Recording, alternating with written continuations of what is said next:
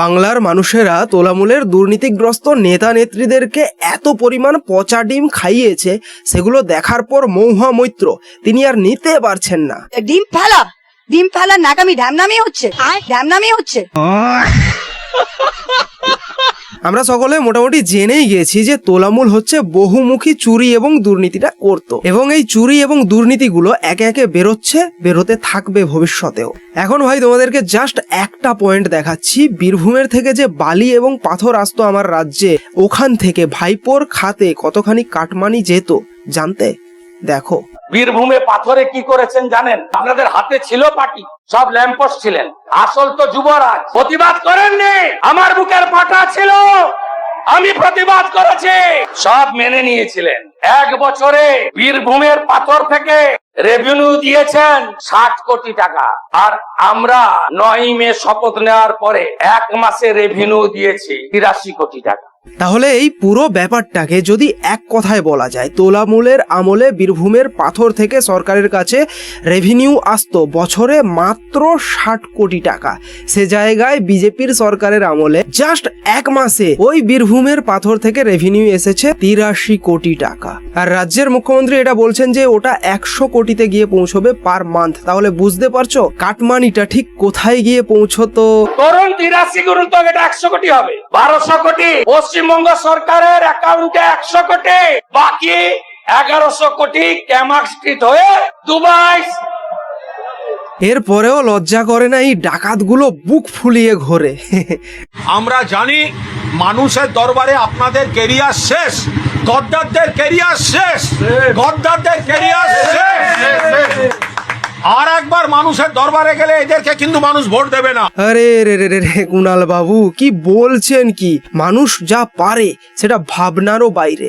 কারণ যেখানে মানুষ আপনার মতো নেতাকে জিতিয়ে দিতে পারে, এদের 5টা আঙুল 5টা সাইজের হতে পারে, কিন্তু মুঠি বানিয়ে ছেড়ে দিলেন আপনারাই গদ্দারি করে। আপনাদের দেওয়া চ্যালেঞ্জ আমরা অ্যাকসেপ্ট করলাম, কারণ আমাদের নেত্রীর নাম মমতা বন্দ্যোপাধ্যায়। মমতা বন্দ্যোপাধ্যায় এই বয়সেও যে পরিমাণ অক্লান্ত পরিশ্রম করেছেন এদের জেতাতে, নিজে বারবার মার খেয়েছেন, কতগুলি লোককে প্রতিষ্ঠা করে দিয়েছেন। আজকে যদি যে লোকগুলো বলছে তার হাত থেকে দলের প্রতীক কাটবে, আইনের লড়াই পরে হবে, আগে ভগবানের দরবারে লড়াই হবে। হ্যাঁ, চোর ডাকাতেরা চুরি কিংবা ডাকাতি করার পূর্বে মা কালীর পুজো করত। তাই বলে কিন্তু মা কালী খারাপ নয়। তুমি কুকর্ম করবে তার প্রায়শ্চিত্ত তোমাকে নিজেকেই করতে হবে, এবং কর্মফলটাও নিজেকেই ভুগতে হবে, ঠিক আছে? আর যে সমস্ত তোলামূলের বিধায়ক কিংবা সাংসদরা এদেরকে ছেড়ে দিয়ে নিজেরা দল গঠন করেছে, তাদেরকে এরা গদ্দার বলছে। ভাই তোমরা 2011-র পরে ঠিক কি করেছিলে, কিভাবে অন্যান্য দলগুলো ভাঙিয়েছিলে মনে আছে? সো কর্মফল ভুগতেই হবে, স্বাভাবিক। এরা এদের মায়ের পিঠে ছুরি মারতে পারে, এদের যা মানসিকতা। আমরা লজ্জিত যে মহিলার আন্দোলনকে নিংড়ে নিয়ে এরা নিজেদের সামাজিক, পারিবারিক, ব্যক্তি, রাজনৈতিক, প্রশাসনিক প্রতিষ্ঠা নিয়েছে, আর তার পিঠে ছুরি মারছে। এদের কেউ বিশ্বাস করবেন না, কেউ বিশ্বাস করবেন না। বেঈমান কয়েকটা, আমি সকলকে বলছি না, অনেকে ভয়ে চাপে আছেন। আমরা হতে পারি, আপনাদের দেখে মনে হতে পারে সংখ্যায় কম, ওদের সঙ্গে প্রচুর বেঈমান থাকতে পারে, ওদের সঙ্গে চাপে পড়ে যাওয়া এমএলএ এমপি থাকতে পারে। আমরা গর্বিত আমাদের সঙ্গে একজন মমতা বন্দ্যোপাধ্যায় আছে।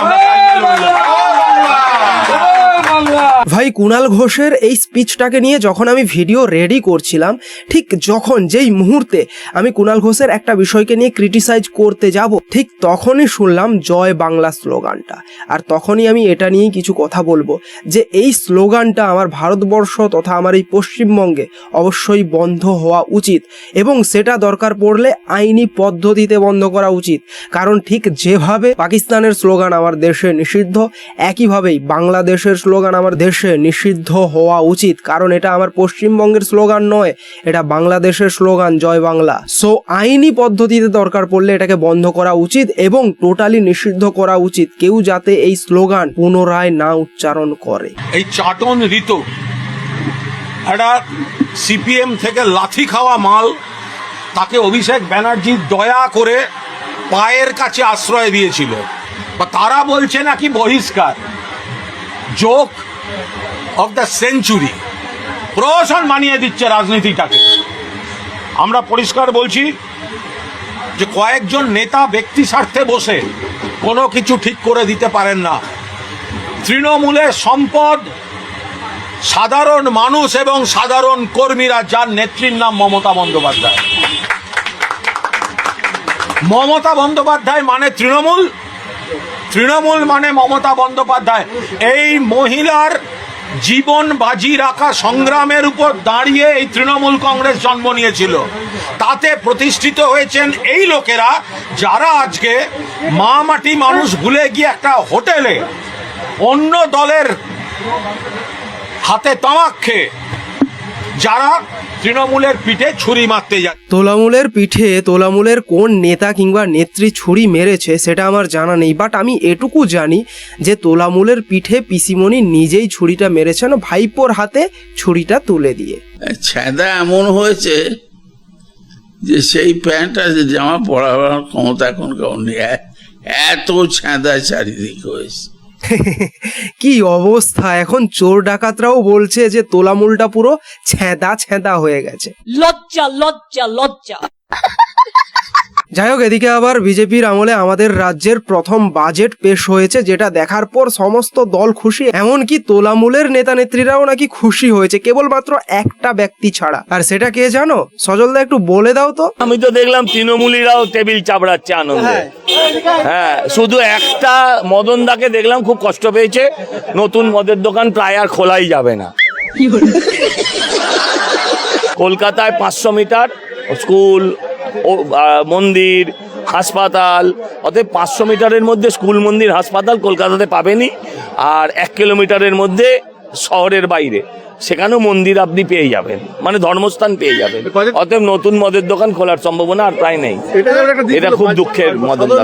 যাই হোক, সজলদা মদনার কথা না না না মদন দা, একটু সম্মান দিয়ে কথা বলতে হবে। মদনদার কথা ছাড়ুন তো, বাংলার মানুষ জানে যে উনি দিনে রাতে, রাতে দিনে একই ব্যাপার। আমি শুধু ভাবছি যে পিসি ভাইপোর এদের কি হবে? তোলামূলের যা অবস্থা, রাজনীতিতে তো আর কোনো ঠাঁই নেই। ওদের কি হবে? কি ওদের বাড়ির উল্টো দিকে তো কালীঘাট আছে, দুটো কলাইয়ের থালা নিয়ে বসে বললেই ঝামেলা মিটে যায়। আবার কি হবে? এই মুহূর্তে যেটা জানা যাচ্ছে যে ঋতব্রত বন্দ্যোপাধ্যায়ের নেতৃত্বাধীন যে তৃণমূল কংগ্রেস, সেই কংগ্রেস কিন্তু অভিষেক বন্দ্যোপাধ্যায়কে সাসপেন্ড করার সিদ্ধান্ত নিয়েছে। তাদের বক্তব্য হচ্ছে এটাই আসল তৃণমূল কংগ্রেস, এবং সেই কারণেই তারা আজকে বৈঠক ডেকেছিলেন।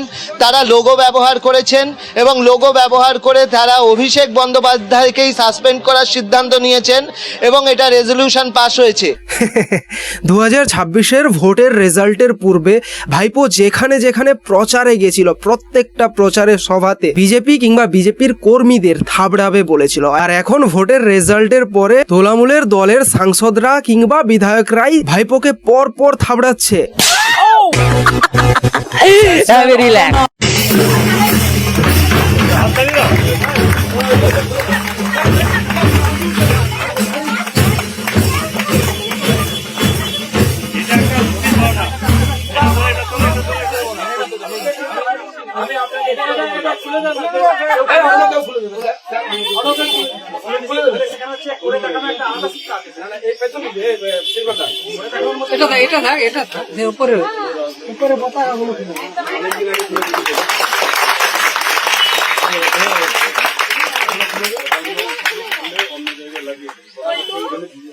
ফেলবে না, ফেলবে না, পতাকাটা ফেলবে না।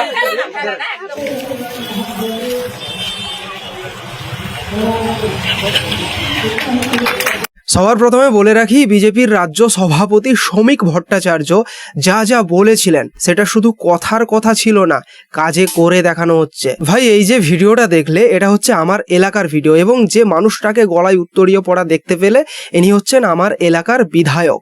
এটা হচ্ছে একটা কলেজ, যেখানে বিধায়ক নিজে এসে কলেজের গেটে যে বিজেপির ফ্ল্যাগ কিংবা ফেস্টুন টাঙানো ছিল সেগুলো নিজে হাতে খুলে দিচ্ছেন। বুঝতে পারছো? পরিষ্কার, কলেজে কোনো ইউনিয়নবাজি চলবে না। এবার যদি আমার কোনো অডিয়েন্স যদি বাড়ির কাছাকাছি কেউ থেকে থাকে, অবশ্যই তোমরা কমেন্ট করে জানাও যে এটা কোন কলেজ।